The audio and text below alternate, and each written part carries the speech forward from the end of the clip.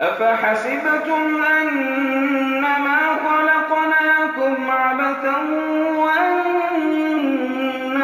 إلينا لا ترجعون فتعالى الله الملك الحق لا إله إلا هو رب العرش الكريم